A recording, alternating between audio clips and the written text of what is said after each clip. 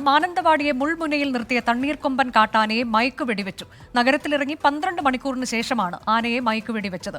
Doctor Ajesh മോഹൻദാസിന്റെ നേതൃത്വത്തിലുള്ള സംഘമാണ് നേതൃത്വം നൽകിയത്. കുങ്കിയാനകളുടെ സഹായത്തോടെ ആനയെ കൂട്ടിലേക്ക് മാറ്റും. കർണാടക വനംവകുപ്പ് സംഘവും സ്ഥലത്തെത്തിയിട്ടുണ്ട്. മുത്തങ്ങയിൽ നിന്ന് ബന്ദിപ്പൂർ വനമേഖലയിലേക്കാണ് ആനയെ കൊണ്ടുപോവുക. സുർജിത് അയ്യപ്പത്തും സജോ ദേവസയും തത്സമയ വിവരങ്ങളുമായി. ആദ്യം സജോ ദേവസയിലേക്ക്. സജോ, രണ്ടാമത്തെ തവണയാണ് മയക്കുവെടി ഫലം കണ്ടത്. ഇപ്പോൾ ആന മയങ്ങി തുടങ്ങിയിട്ടുണ്ട്. ഏറ്റവും പുതിയ വിവരങ്ങൾ.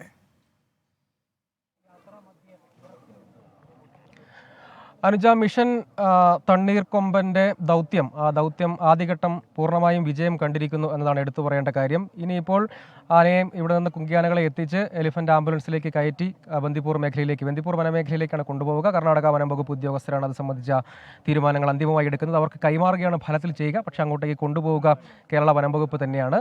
ഇപ്പോൾ നമുക്ക് ഏറ്റവും ആശ്വാസകരമായ സന്തോഷകരമായ കാര്യം, മണിക്കൂറുകൾ ഏതാണ്ട് 12 മണിക്കൂറിലധികം സമയം മാനന്തവാടി നഗരത്തെയും ഈ മേഖലയിലെ ജനങ്ങളെയും ഒന്നാകെ ആശങ്കയുടെ മുൾമുനയിൽ നിർത്തിയ തണ്ണീർക്കൊമ്പനെ എന്തായാലും ആ മിഷൻ വനംവകുപ്പിന്, ഉദ്യോഗസ്ഥർക്ക്, ദൗത്യ സംഘത്തിന്, ഡോക്ടർ അജേഷ് മോഹൻദാസിന്റെ നേതൃത്വത്തിലുള്ള ദൗത്യ സംഘത്തിന് അത് ആദ്യഘട്ടം പൂർണ്ണമായും വിജയിപ്പിക്കാൻ കഴിഞ്ഞിരിക്കുന്നു. രണ്ടാമത്തെ ശ്രമത്തിൽ മയക്കുവെടി കൃത്യമായി ലക്ഷ്യം കണ്ടു. ഇപ്പോൾ തണ്ണീർക്കൊമ്പൻ മയങ്ങി തുടങ്ങിയിട്ടുണ്ട്. നല്ല രീതിയിൽ മയക്കത്തിലേക്ക് പോയിട്ടുണ്ട്.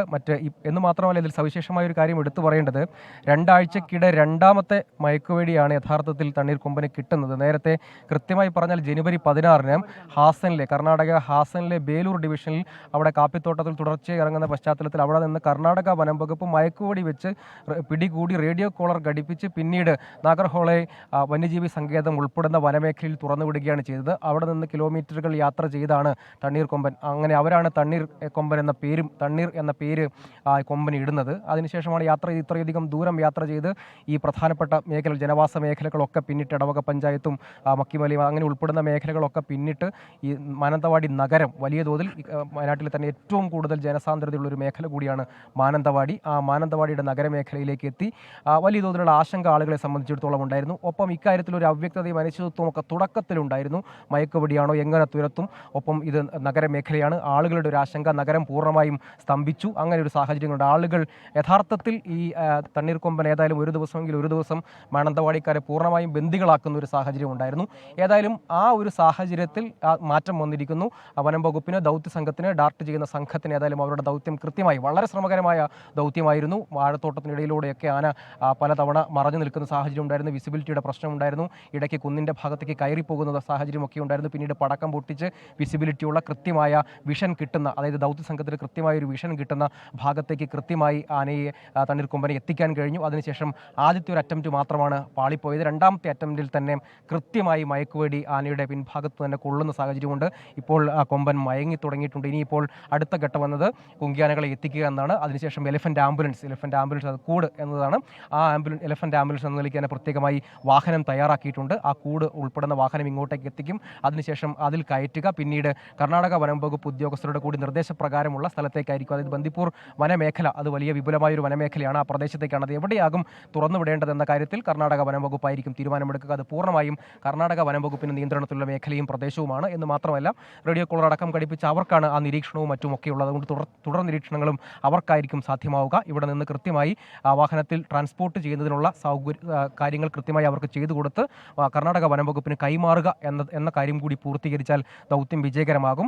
ഒപ്പം ഇത് രണ്ടാഴ്ചക്കിടെ രണ്ടാമത്തെ മയക്കുപിടി ആയതുകൊണ്ട് തന്നെ ആനയുടെ കൃത്യമായി അതിൻ്റെ ആരോഗ്യസ്ഥിതിയൊക്കെ നിരീക്ഷിക്കണം. എന്തെങ്കിലും പരിചരണം ആവശ്യമുണ്ടോ എന്നതൊക്കെ പരിശോധിക്കേണ്ടതുണ്ട്. അപ്പം ഈ യാത്രക്കിടയിൽ അത് ആവശ്യമെങ്കിൽ പിന്നീട് അത് കർണാടക വനംവകുപ്പിൻ്റെ നിയന്ത്രണത്തിലേക്ക് കാര്യങ്ങൾ പോകും. അതല്ലെങ്കിൽ ഇവിടെ തന്നെ എന്തെങ്കിലും ക്രമീകരണം ആവശ്യമുണ്ടെങ്കിൽ അതിലേക്ക് പോകും. ഇപ്പോഴത്തെ സാഹചര്യത്തിൽ അങ്ങനെ ആ ഒരു ഡോസ് എന്നത് തന്നെ നിശ്ചയിച്ചിട്ടുണ്ട് എന്നതാണ് നമ്മൾ മനസ്സിലാക്കുന്നത്. ഉദ്യോഗസ്ഥരിൽ നിന്ന് ഇപ്പോൾ നമുക്ക് ലഭ്യമാകുന്നൊരു വിവരം അങ്ങനെയാണ്. ഇപ്പോഴത്തെ സാഹചര്യത്തിൽ കൂടുതൽ, അതായത് അതിൻ്റെ ഡോസൊക്കെ അവർ നിശ്ചയിച്ചിട്ടുണ്ടാവുക രണ്ടാഴ്ചക്കിടെ രണ്ടാമത്തെ ഒരാഴ്ച മുമ്പ്, അതായത് ജനുവരി 16 ശേഷം കൃത്യമായ ഒരു ഇടവേളയ്ക്ക് ശേഷം രണ്ടാമത്തെ മയക്കുകൂടി കിട്ടുമ്പോൾ അത് ആനയ്ക്ക് ഏതെങ്കിലും തരത്തിൽ ആരോഗ്യത്തെയോ മറ്റോ ബാധിക്കാത്ത നിലയിലാകണം എന്നൊരു നിശ്ചയമുണ്ട്. അതിൻ്റെ അടിസ്ഥാനത്തിൽ കൂടിയാണ് ആ ഡോസൊക്കെ കൃത്യമായി തയ്യാറാക്കിയിട്ടുള്ളത്. അത് കൃത്യമായി രണ്ടാമത്തെ അറ്റംപ്റ്റിൽ തന്നെ അത് ഫലം കാണുന്നു എന്നത് വളരെ ആശ്വാസകരമായ കാര്യം. കാരണം ആളുകളെല്ലാം വലിയ തോതിൽ ആശങ്കയായിരുന്നു. നാളെയും പുറത്തിറങ്ങി നടക്കാൻ കഴിയുമോ എന്നൊക്കെയുള്ള ടെൻഷനിലാണ്. പല ആളുകളും അതൊക്കെയാണ്, ആ ആശങ്കയാണ് പങ്കുവച്ചത്. അത്തരം ഒരു പ്രതിസന്ധിയൊക്കെ ഉണ്ടായിരുന്നു. ഏതായാലും അതിനൊക്കെ ഒരു പരിഹാരം ഇപ്പോൾ ആയിരിക്കുന്നു. ഇനിയിപ്പോൾ രണ്ടാം ഘട്ടമാണ്. അതായത് ഇവിടെ നിന്ന് ആനയെ കൃത്യമായി നിരീക്ഷിക്കുന്നു, മയക്കം കൃത്യമായി ഉറപ്പുവരുത്തുന്നു. അത് ഉറപ്പുവരുത്തിയാൽ കുങ്കിയാനകളെ കൊണ്ടുവന്ന് എലിഫന്റ് ആംബുലൻസിലേക്ക് കയറ്റുന്നു. പിന്നീട് ഇവിടെ നിന്നുള്ള ട്രാൻസ്പോർട്ടേഷൻ മാത്രമേ ഉള്ളൂ, അങ്ങോട്ടേക്ക് എത്തിക്കുന്ന ഒരു കാര്യം മാത്രമേ പിന്നീട് അവശേഷിക്കുന്നുള്ളൂ. അത് വലിയ ബുദ്ധിമുട്ടില്ല. പോലീസിന്റെ അകമ്പടിയോടുകൂടി പിന്നീട് അങ്ങോട്ടേക്ക് എത്തിക്കുക എന്നത് മാത്രമേ ഉള്ളൂ. അതേതായാലും ഇനിയിപ്പോൾ വലിയ ബുദ്ധിമുട്ടില്ലാത്ത കാര്യമാണ്. ഏതായാലും ഈ മിഷൻ തണ്ണീർക്കൊമ്പൻ ഏതായാലും ഭാഗികമായി അതിൻ്റെ ഒരു ഘട്ടം, അതിൻ്റെ ഒരു ഭാഗം പൂർണ്ണമായും വിജയം കണ്ടിരിക്കുന്നു, ഫലം കണ്ടിരിക്കുന്നു. ഇനി അങ്ങോട്ടേക്ക് അവശേഷിക്കുന്നത് വളരെ ചുരുക്കം കാര്യങ്ങൾ മാത്രമേ ഉള്ളൂ, അല്ലെങ്കിൽ കുറെ കൂടി എളുപ്പമായ കാര്യങ്ങൾ മാത്രമേ. സജോയിലേക്ക് എത്താം, സുർജിത്തിലേക്ക് കൂടി പോകുന്നു. സുർജിത്ത്, ഇനിയിപ്പോൾ വരുന്ന മിനിറ്റുകളൊക്കെ നിർണായകമാണ്. മയങ്ങി തുടങ്ങിയിട്ടുണ്ട് ആന. അപ്പോൾ അടുത്ത മയക്കുവെടിയുടെ ആവശ്യമില്ല എന്ന് കരുതാമെന്ന് തോന്നുന്നു. അപ്പോൾ ഇനി എങ്ങനെയാണ് അടുത്ത നടപടി? കുങ്കിയാനകളെ അങ്ങോട്ടേക്ക് എത്തിക്കുക, അത് എത്ര കുങ്കിയാനകൾ ഉണ്ടാകും? നിലവിൽ കുങ്കിയാനകളെ അങ്ങോട്ടേക്ക് എത്തിക്കാനുള്ള നടപടികളാണോ നടക്കുന്നത്? എപ്പോഴാണ് വാഹനത്തിലേക്ക് കയറ്റുക? ഇങ്ങനെയൊക്കെയുള്ള കാര്യങ്ങളിൽ കുറച്ചുകൂടി വ്യക്തതയോടെ നമുക്ക് ഇപ്പോൾ പറയാൻ കഴിയുമോ?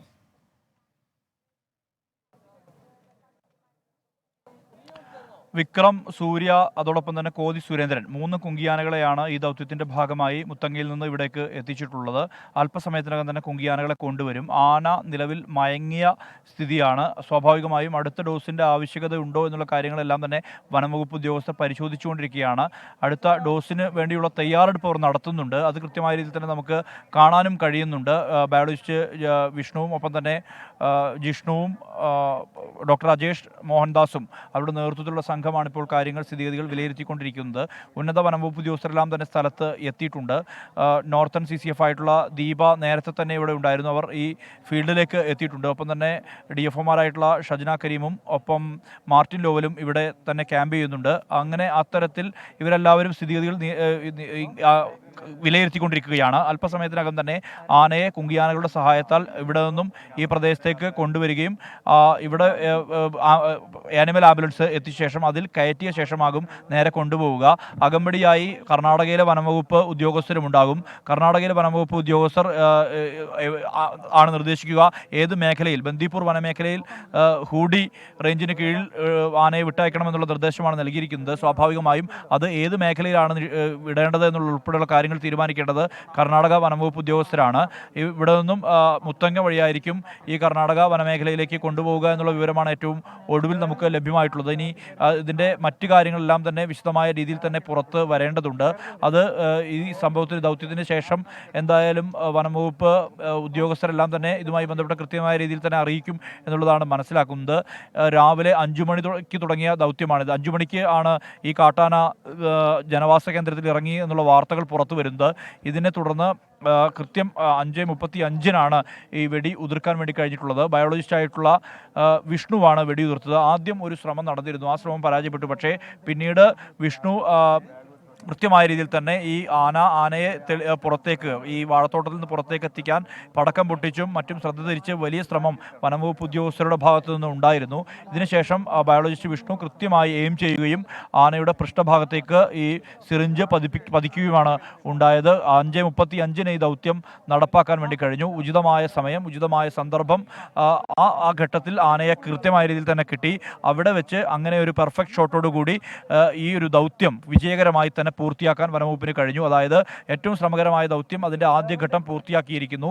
ഇനി വരാൻ പോകുന്നത് അടുത്ത ഘട്ടമാണ്. അതായത് ഈ ആനയെ കൃത്യമായ രീതിയിൽ തന്നെ ഇതിനെ ആനിമൽ ആംബുലൻസിലേക്ക് മാറ്റണം. കുങ്കിയാനകളുടെ സഹായത്താൽ ആനിമൽ ആംബുലൻസിലേക്ക് മാറ്റിയ ശേഷം മാത്രമേ എന്തെങ്കിലും ചെയ്യാൻ സാധിക്കുകയുള്ളൂ. അതായത് അവിടെ നിന്നും കൊണ്ടുപോകുന്ന ഉൾപ്പെടെയുള്ള കാര്യങ്ങൾ സാധിക്കുകയുള്ളൂ. അത് ഒരു നിർണായകമായ ഘട്ടമാണ്.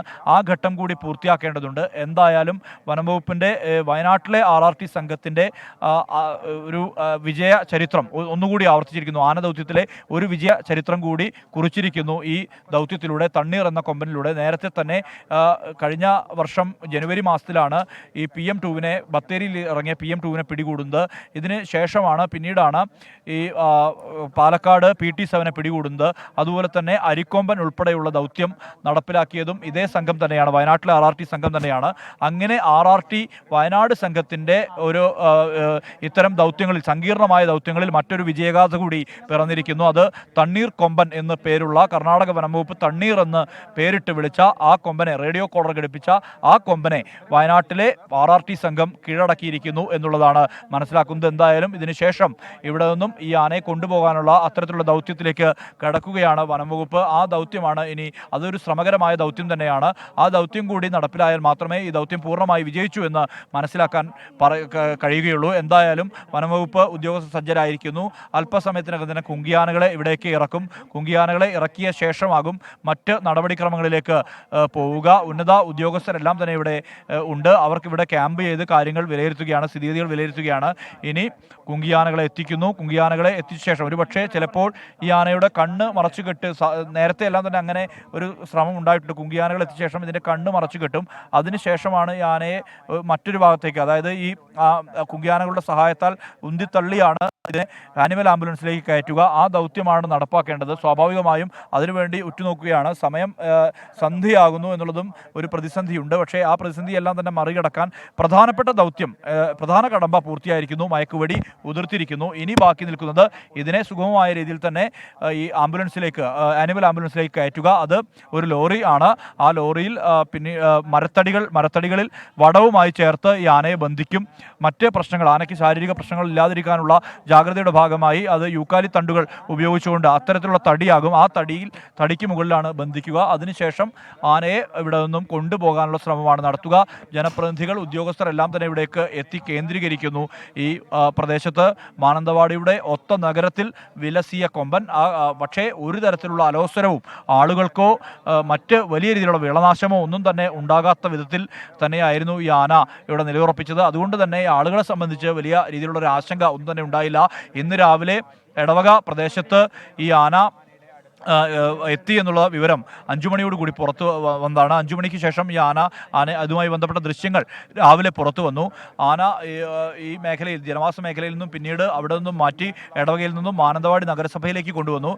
നഗരസഭയോട് ചേർന്നുള്ള മാനന്തവാടി പുഴ നീന്തി കയറിയാണ് ആന നഗരത്തിലെത്തിയത്. നേരെ കോടതി പരിസരത്താണ് ആന എത്തിയത്. കോടതി പരിസരത്തു നിന്നുമാണ് വനംവകുപ്പ് ഉദ്യോഗസ്ഥർ പടക്കം പൊട്ടിച്ചും മറ്റും ശ്രദ്ധ തിരിച്ച് ഈ കൊല്ലിയിലേക്ക്, നഗരത്തിലെ തന്നെയുള്ള ഒരു താഴ്ന്ന പ്രദേശമാണ്, ആ പ്രദേശത്തേക്ക് മാറ്റിയത്. ആ ഏറെ നേരം ആന നിലയുറപ്പിച്ചു. അതിനുശേഷം ആന ഒരു തവണ അത് പുറത്തേക്ക് പോകാൻ, അതായത് ഇവിടെ നിന്നും പുറത്തേക്ക് ഗാരേജിൻ്റെ, അതായത് KSRTCയുടെ ഗാരേജ് പരിസരത്തേക്ക് നീങ്ങിയതാണ്. പക്ഷേ അവിടെ ഭാഗ്യം കൊണ്ടാണ് അത് തിരിഞ്ഞ് ഈ നേരത്തെ നിന്ന ആ സ്ഥലത്തേക്ക് തന്നെ എത്തിയത്. അല്ലാത്ത പക്ഷം ഒരുപക്ഷെ അത് പുറത്തേക്ക് പോയിരുന്നെങ്കിൽ അത് കുറേ സങ്കീർണമാകുമായിരുന്നു.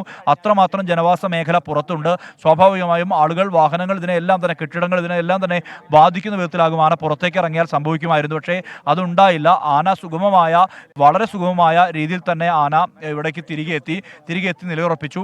ഈ ദൗത്യം തുടങ്ങിയ ഘട്ടത്തിൽ, ഉത്തരവ് ഇറങ്ങിയ ശേഷം ദൗത്യം പുറത്തിറങ്ങിയ ആ സമയത്ത് തന്നെ ആന അതിന് മുകളിലേക്ക്, അതിനെ ഓടിച്ച് ശ്രദ്ധ തിരിക്കാൻ വേണ്ടി ശ്രമം നടത്തി. പക്ഷേ അത് വാഴത്തോട്ടത്തിൽ തമ്പടിച്ച് നിൽക്കുകയായിരുന്നു. പക്ഷേ വാഴത്തോട്ടത്തിൽ നിന്ന് മുകളിലേക്ക് കയറിയപ്പോൾ ഒരുപക്ഷെ ദൗത്യത്തെ സാരമായി ബാധിക്കുമോ എന്നുള്ള ആശങ്കയുണ്ടായിരുന്നു. പക്ഷേ പിന്നീട് അത് ശ്രദ്ധ തിരിച്ചതിനെ തുടർന്ന് അത് താഴേക്ക് വന്നു. താഴേക്ക് എത്തിയ ശേഷമാണ് പടക്കം പൊട്ടിക്കാൻ തുടങ്ങിയത്. പടക്കം പൊട്ടിച്ച് ഈ ആനയെ പുറത്തേക്ക് കൊണ്ടുവന്നു. വാഴത്തോട്ടത്തിൻ്റെ അകത്ത് നിന്ന് പുറത്തേക്ക് കൊണ്ടുവന്നു.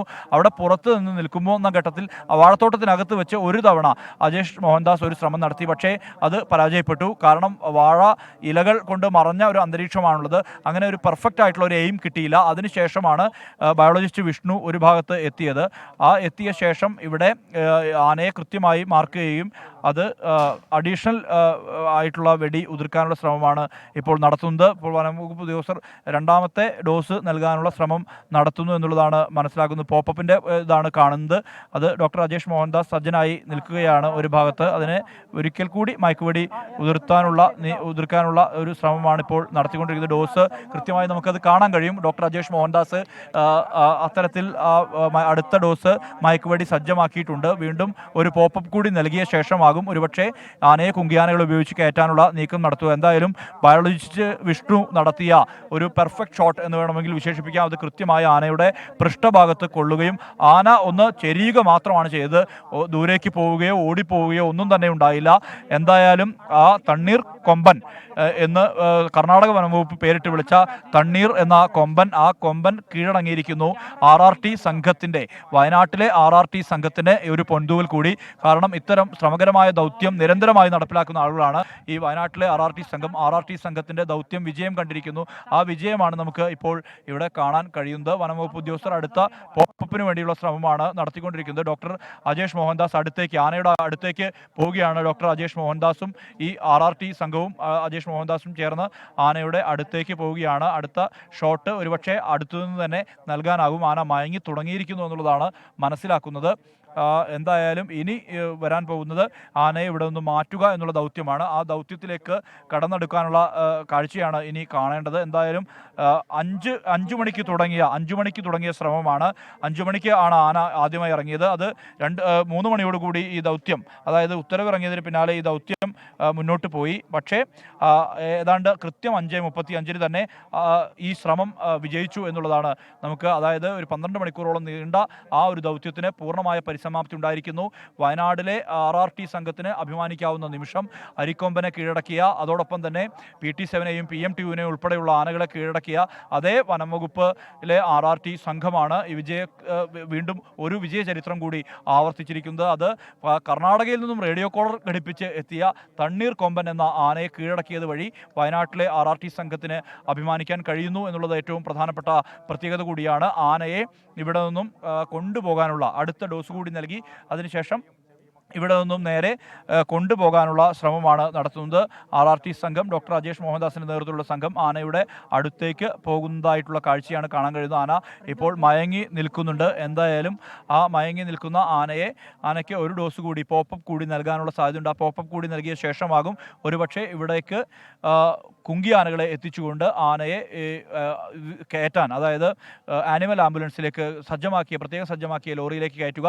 അവിടെ വടം ഉപയോഗിച്ചുകൊണ്ട് ബന്ധിപ്പിച്ച് ഇവിടെ നിന്നും കൊണ്ടുപോകാനുള്ള സാധ്യതയാണ് കാണുന്നത്. കൂടുതൽ പടക്കം പൊട്ടിക്കുന്നുണ്ട്. അത് ആനയുടെ കൃത്യമായ ഒരു അവസ്ഥ അറിയാൻ വേണ്ടിയാണ്. എത്രത്തോളം ആനയ്ക്ക് കരുത്തുണ്ട് എന്നുൾപ്പെടെ അടുത്ത ഡോസ് കൂടി വെച്ചിട്ടുണ്ട് എന്നാണ് മനസ്സിലാക്കുന്നത്. അടുത്ത ഡോസ് കൂടി വെച്ചു. പക്ഷേ അത് കൊണ്ടിട്ടില്ല എന്നാണ് മനസ്സിലാക്കുന്നത്. ആ വെടി കൊണ്ടില്ല, മയക്കുവെടി വെച്ചതാണ്, അത് ഏറ്റില്ല എന്നുള്ളതാണ് മനസ്സിലാക്കുന്നത്. നേരത്തെ കുത്തിയ അതേ സിറിഞ്ച് തന്നെയാണ് ആനയുടെ ശരീരത്തിലുള്ളത്. രണ്ടാമത്തെ സിറിഞ്ച് പ്രയോഗിച്ചതാണ്. പക്ഷേ ആ സിറിഞ്ച് ഏറ്റിട്ടില്ല എന്നുള്ളതാണ് മനസ്സിലാക്കുന്നത്. അടുത്ത ഡോസ് മയക്കുവെടി വെക്കാനുള്ള തയ്യാറെടുപ്പ് കൂടി നടക്കുന്നുണ്ട്. അതിനകം ഒന്ന് പരീക്ഷിച്ചു, പക്ഷേ അത് ഫലം കണ്ടില്ല. ഒരിക്കൽ കൂടി മയക്കുവെടി വെക്കേണ്ടി വരും എന്നുള്ള സൂചനയാണ് സുർജിത്ത് അയ്യപ്പത്ത് നൽകുന്നത്.